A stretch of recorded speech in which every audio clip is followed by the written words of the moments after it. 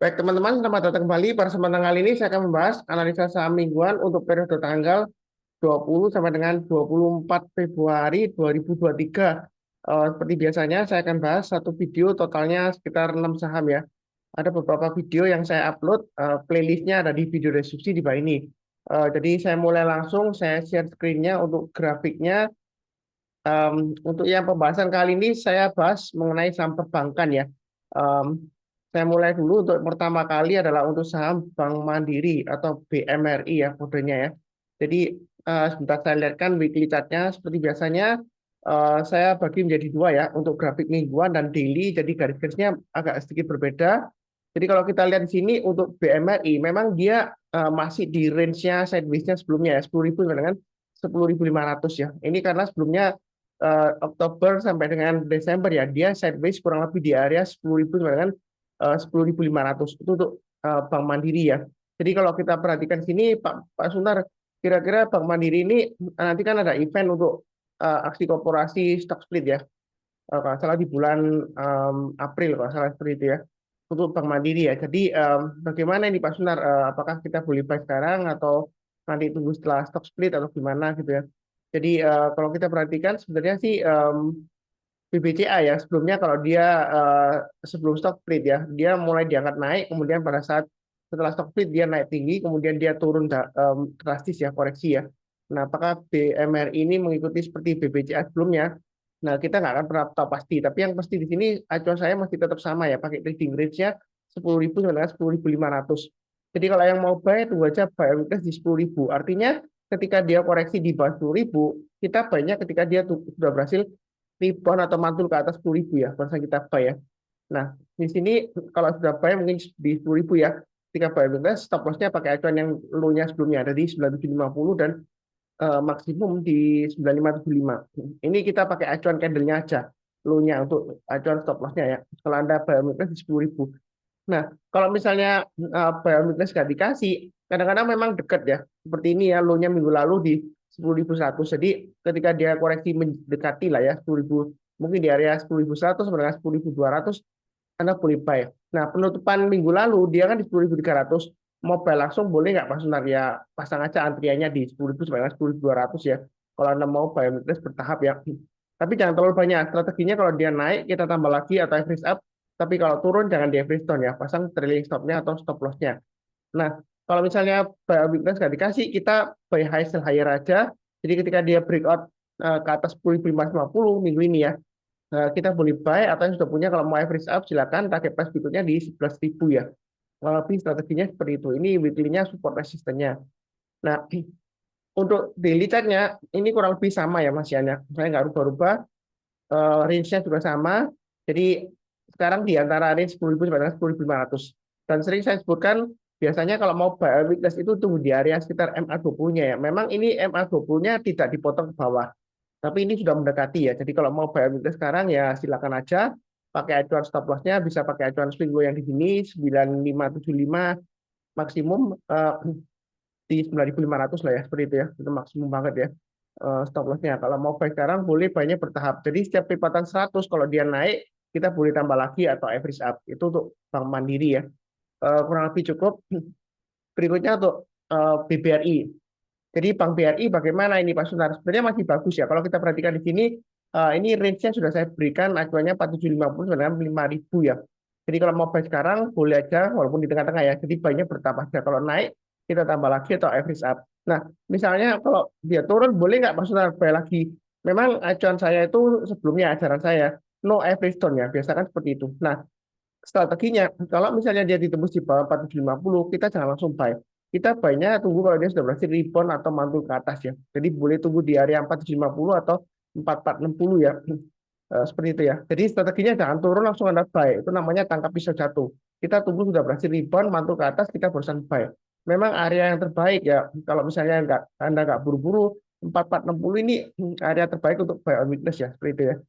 Untuk BBRI ya. Selama dia performanya bagus, harusnya dia masih cukup bertahan di atasnya ini ya 4460 ya. Kalau nggak ada kondisi yang uh, menjelekan atau bad news ya seperti itu ya.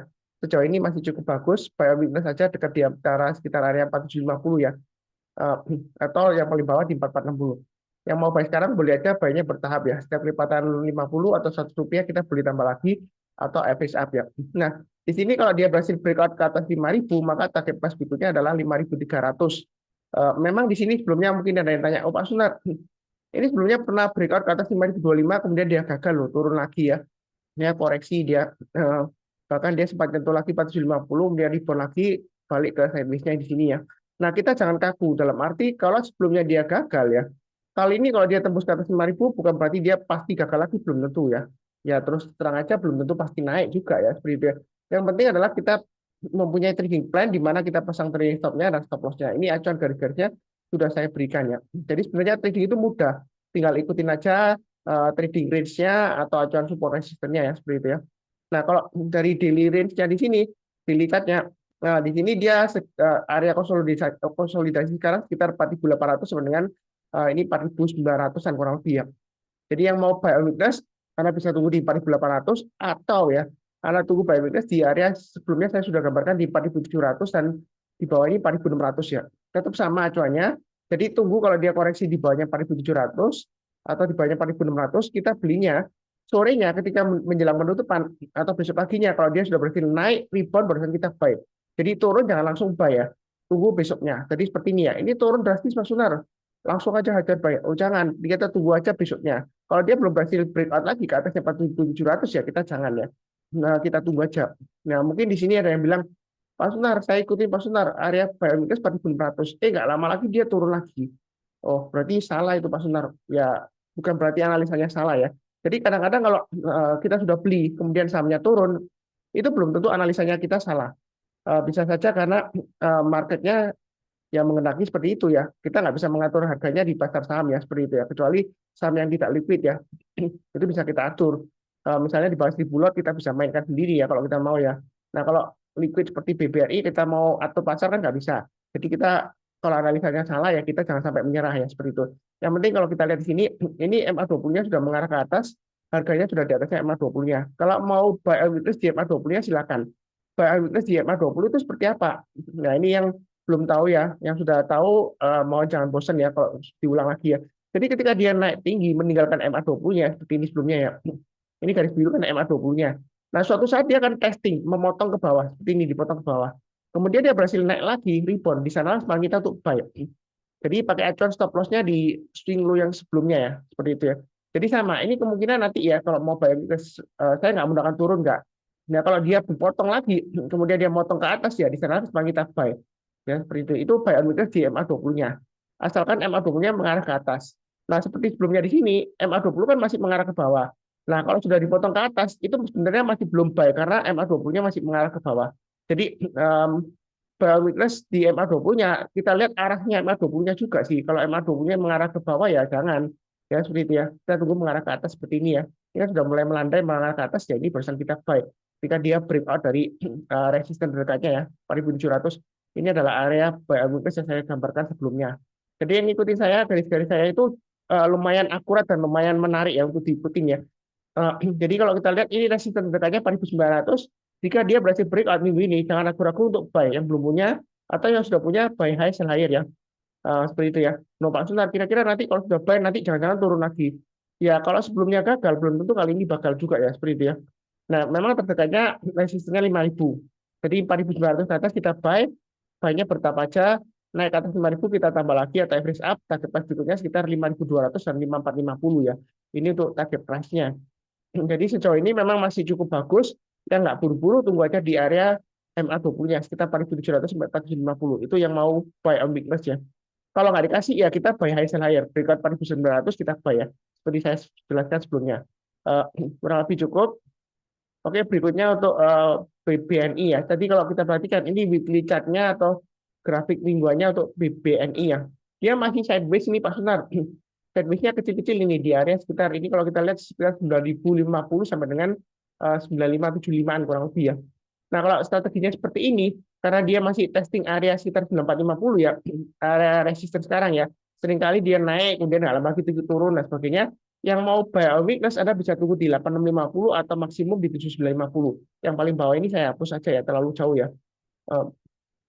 Jadi intinya kalau dia koreksi di bawah 8650, kita jangan langsung buy. Kita tunggu kalau dia sudah berhasil rebound atau mantul ke atas 8650. Itu buy on weakness ya. Jadi buy on weakness itu bukan tangkap pisau jatuh ya. Saya tidak pernah mengajarkan untuk tangkap pisau jatuh. Begitu ya.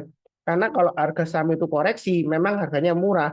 Tapi kita harus lihat kenapa kok tiba-tiba dihargai murah. Sebelumnya dia dihargai mahal seperti itu ya. Ya. Di sini saya fokusnya ke pergerakan harga sahamnya, support resistance-nya. Karena bagaimanapun juga ini sudah sering saya sebutkan, antara beli saham dan jual saham yang paling susah itu adalah jual saham. Seperti itu. Beli saham itu gampang. Kalau nggak dapat ya kita tinggal HK aja, hajar di atasnya ya. Jadi langsung banyak di offering ya. Seperti itu ya. Tapi kalau jual itu susah. Kenapa? Karena kita dihadapkan dua pilihan. Kadang-kadang kalau sudah profit kita juga bingung. Wah, kalau saya jual sekarang jangan-jangan nanti naik lagi lebih tinggi kan? Bingung kan seperti itu ya. Kan susah. Ya, jangan-jangan saya jual naik. Tapi kalau nggak saya jual nanti turun, profit saya hilang. Ya, seperti itu ya. Jadi jual saham itu lebih susah. Jadi kita nggak perlu terlalu takut. Misalnya kalau kena trailing stop atau stop loss, ya udah relakan aja kita jual. Nanti kalau dia sudah berbalik arah lagi ke atas ya kita beli buyback ya seperti itu ya. Karena buy itu mudah. Itu yang saya dalam mindsetnya seperti itu ya. Jadi jangan terlalu takut, jangan terlalu khawatir, jangan takut ketinggian ya seperti itu ya. Karena bagaimanapun juga Anda beli dimanapun juga di atas, di tengah-tengah ataupun di bawah, ya kan dia bisa aja turun setelah Anda beli. Ya saya nggak akan turun enggak ya. Intinya adalah kita sudah mempunyai plan di mana kita mau pasang trailing stop-nya, di mana kita pasang stop loss-nya, seperti itu ya. Nah, di sini kalau mau buy boleh aja, memang dekat resistennya ya. Nah, kita buy-nya bertahap aja. Jadi kalau naik kita tambah lagi atau average up, kalau turun di average down nggak pas benar ya, jangan ya, seperti itu ya. Jadi kalau mau buy weakness tunggu aja di 8650 atau buy-nya bertahap, buy sekarang, terus kemudian naik lagi kita tambah lagi atau average up. Kalau misalnya Anda mau average down, itu saya nggak menyarankan. Tapi kalau konsepnya turun di area yang saya gambarkan ini karena mau tambah lagi, ya tunggu aja kalau rebound ya. Jadi mantul barusan kita buy. Kalau belum mantul, belum rebound ya kita jangan langsung buy. Ya nanti jangan-jangan kita tangkap pisau jatuh ya. Seperti itu ya. Ini untuk weekly-nya. Kalau untuk daily chart-nya ini gambarnya yang sudah saya berikan juga mungkin agak sedikit berbeda garis-garisnya. Area buy weakness terdekatnya di 9375 ya. Jadi kalau rebound lagi mantul ke atas 9375 kita boleh buy. Ini sudah saya gambarkan ya. Nah, akurasi garis-garis saja ini akurasi garis-garis yang saya sudah berikan ini lumayan akurat karena kalau kita lihat di sini ini sudah dekat dengan area MA20-nya, testing MA20-nya ya. Jadi ketika dia dipotong ke bawah, kalau dia sudah berhasil naik lagi ke atas 9375, misalnya kita untuk buy ya. Ya, seperti itu ya. Mau tunggu di 9000 ya boleh aja, tapi kalau nggak dikasih ya kita buy-nya kalau dia naik ke atas 9375 kita mulai buy. Itu untuk buy weakness ya. Jadi buy weakness di MA20-nya. MA20 mengarah ke atas kan dia sudah dipotong ke atas lagi ya kalau dia sudah berhasil naik ya kita buy. Buy-nya bertahap aja, setiap kelipatan Rp50 atau Rp100 kita tambah lagi atau average up ya. Dia akan menguji resisten di 9.600 ya. Kalau dia breakout ya kita boleh tambah lagi atau average up ya. Seperti itu ya. Target price berikutnya sekitar 10.000. Ya kurang lebih seperti itu. Ini masih cukup bagus ya. Kalau kita beli di 9.400 jual di 10.000 masih ada peluang ya. Masih lumayan lah profitnya ya. Ya kurang lebih seperti itu untuk BBNI cukup ya. Oke, berikutnya untuk BBCA.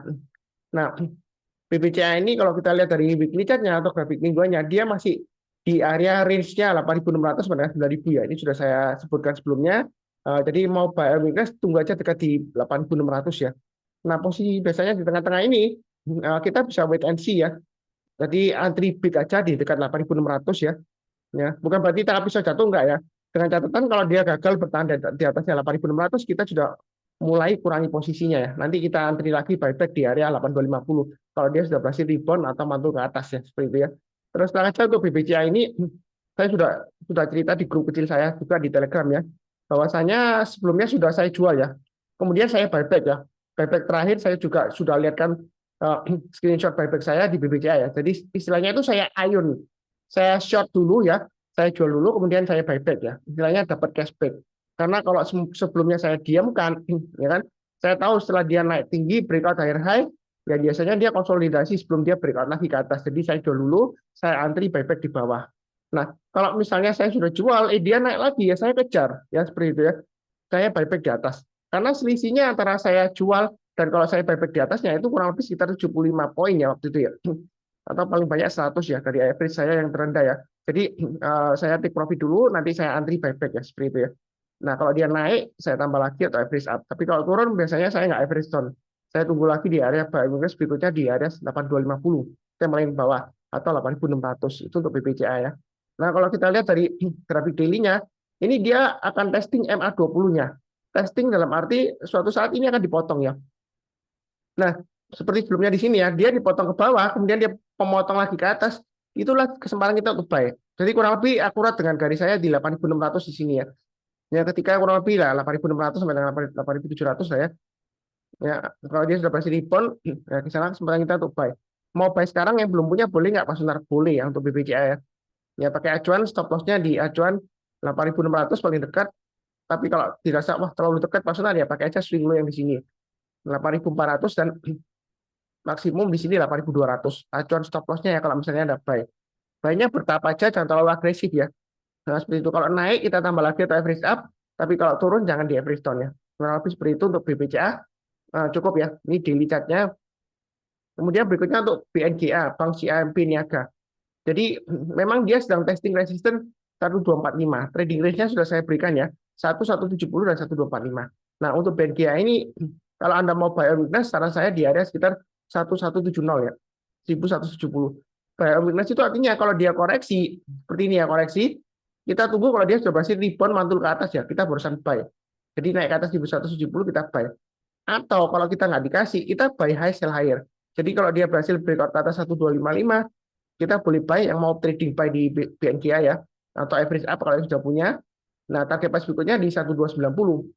Nah, kalau sesudah 1290 ini target berikutnya di 1440. Jadi sebenarnya untuk BNGA ini dia masih ada harapan untuk breakout ke atas 1440 ya. Secara price to book value memang dia adalah salah satu bank buku 4 ya, bank umum klasifikasi usaha yang keempat ya, yang di atas 30 triliun.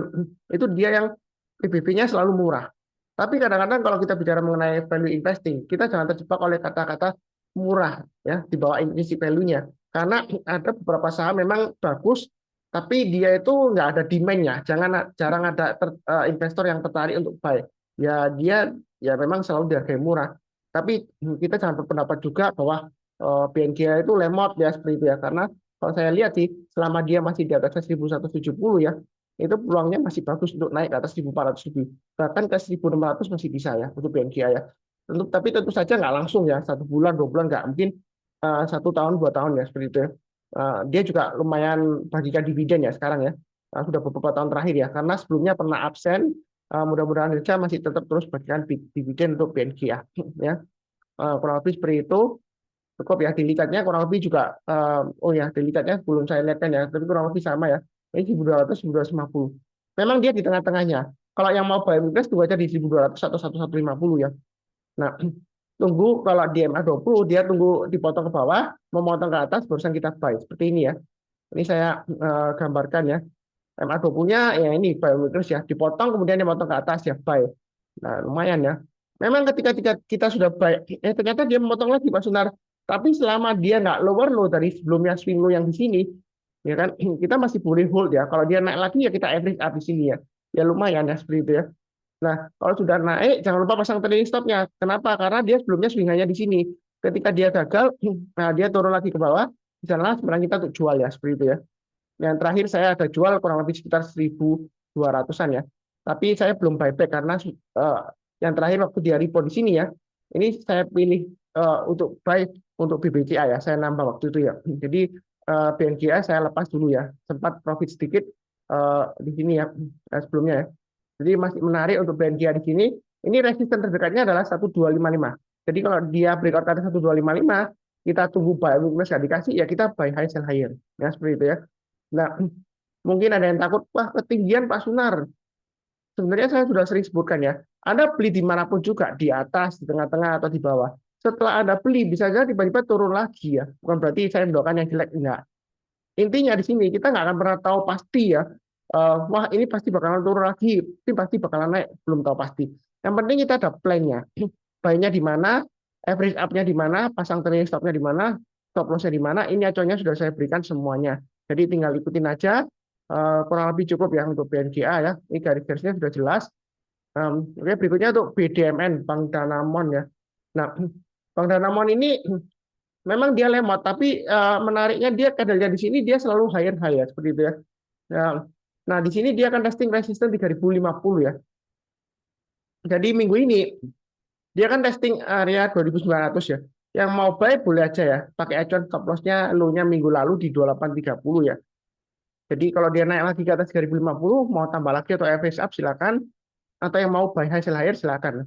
Karena kalau dia sudah berhasil naik ke atas 3050, dia bisa naik lumayan tinggi sampai 3400 atau bahkan 3800 ya. Ini sebelumnya sudah saya sebutkan juga ya. Ini garis 3400 yang dari mana? Dari sini ya, acuan sebelumnya ya. Jadi yang ikutin saya sebelumnya 3050 ke atas ya, breakout ke atas ya. Ini sudah saya gambarkan 3400 target price-nya sudah tercapai. Memang dia ekor panjang di sini ya. Maka dia bakalan naik lagi. Sejauh ini masih cukup menarik ya untuk Bank Danamon ya. Baiknya bertahap aja. Kalau dia naik kita tambah lagi atau average up, tapi kalau turun jangan di average stop ya. Pasang trailing stop-nya atau stop loss-nya. Kurang lebih seperti itu ya. Ini sudah 6 saham yang saya bahas ya. Nanti berlanjut ke video yang berikutnya. Saya akan bahas saham perbankan juga. Linknya ada di video deskripsi di bawah ini ya. Yang barusan kenal channel Saham Profit, jangan lupa subscribe, kemudian bantu like, nyalakan lonceng notifikasinya ya, supaya nggak ketinggalan ya. Seperti biasanya, sebelum saya tutup dengan doa ya, saya hanya mengingatkan aja, saya tidak menerima titipan dana ya, seperti itu ya, karena ada banyak yang memakai nama saya, baik itu nama Saham Profit atau ada yang bahkan buat PT ya, PT Saham Profit Indonesia untuk jualan rekomendasi saham yang harganya 5 juta kalau nggak salah seperti itu ya. Itu bukan saya ya. Jadi PT Saham Profit Indonesia itu bukan punya saya. Jadi saya nggak bikin PT, nggak. Memang komunitas saya namanya Saham Profit. Dia nggak bisa gugat nama komunitas saya karena sudah ada sejak dahulu kala ya. Sejak sebelum dia bikin PT-nya. Akhir-akhir ini dia PT-nya hanya PT-nya itu dia hanya buat tahun lalu kalau nggak salah ya. Seperti itu ya. Dan juga Saham Profit itu nggak ada trademarknya, registernya nggak bisa ya. Karena sudah pernah saya coba registerkan, ditolak. Jadi Saham Profit itu nggak bisa di trademarkkan ya seperti dia karena sudah ada trademark profit sebelumnya ya, pasti ditolak kalau berhubungan dengan saham ya, dari kelas saham ya, seperti itu ya. Jadi komunitas saya itu bukan PT ya, seperti itu ya. Jadi free, join di Telegram Group Saham Profit, jangan salah join ya. Memang ketika Anda join harus ada permisi untuk approval ya, jadi nanti Anda kirimkan aja, Pak Sunar saya mau join ya, dinyatakan ya. Jadi nyatakan itu username saya di Telegram ya. Jadi jangan sampai kena tipu. Saya nggak terima untuk titip dana ya. Titip dana yang nipu itu biasanya seperti ini ya. Anda taruh uang sekitar 1 juta, ya kan? Nanti Anda dikasih 1.500.000 dalam waktu seminggu. Atau bahkan yang nipunya gila banget itu 1 hari Anda dikasih 1.500.000. Gitu ya, sulap ya. Masa dalam waktu 1 hari Anda bisa dapat 50% ya. Jangankan 1 hari ya. 1 bulan kalau 50%, ya ekonominya nggak jalan ya seperti itu ya. Orang nggak ada yang mau kerja, jadi main aja money game, begitu ya. Itu jelas penipuan, nggak ada izinnya dan dia juga eh, nggak logis ya seperti itu ya. Karena bunga perbankan aja rata-rata yang LPS kan sekitar saya lupa LPS berapa ya, kalau salah 4 lebih ya, 3,75 atau 4 gitu ya LPS ya. BI untuk surat negara aja, surat utang negara sekitar kupon terakhir kan 6,15 dan 6,35 ya seperti itu ya SPR yang ditawarkan ya. Jadi kalau itu per tahun ya, kalau ada yang menawarkan lebih ya kita harus mempertanyakan itu legal nggak atau logis nggak seperti itu ya, atau ada jaminan nggak seperti itu ya. Jadi jangan mudah ketipu ya. Masa Anda taruh 1 juta dalam waktu 1 minggu bisa jadi 1,5 juta ya, itu jelas penipuan ya. Menggunakan nama saya biasanya Sunar Susanto atau ngaku-ngakunya admin Saham Profit gitu ya. Itu jelas bukan saya. Yang misalnya sudah pernah ketipu ya, karena sebelumnya juga ada pernah yang marah-marah ke saya, mengata-ngatain saya penipu seperti itu ya. Ya silakan aja lapor polisi ya. Misalnya kalau merasa ditipu dengan nama Sunar Susanto. Karena saya pernah coba lapor ke kepolisian pencemaran nama baik, saya nggak bisa lapor karena status saya sebagai saksi ya seperti itu ya. Jadi korbannya yang bisa lapor karena korbannya itu laporannya ada satu pernah lapor di kepolisian tapi belum diproses sampai sekarang. Mungkin karena jumlahnya terlalu kecil. Ketika dia menanyakan kembali di kepolisian, ya polisinya bilang bukan karena nggak diproses, nggak karena kasusnya masih menumpuk ya seperti itu ya. Jadi hati-hati aja, jangan mudah ketipu. Seperti biasanya, saya tutup selalu dengan doa. Terima kasih. Saya doakan selalu semuanya selalu sehat, damai dan sejahtera selalu. Amin. Jangan lupa nonton video yang lainnya ya. Sekian, terima kasih, tetap semangat.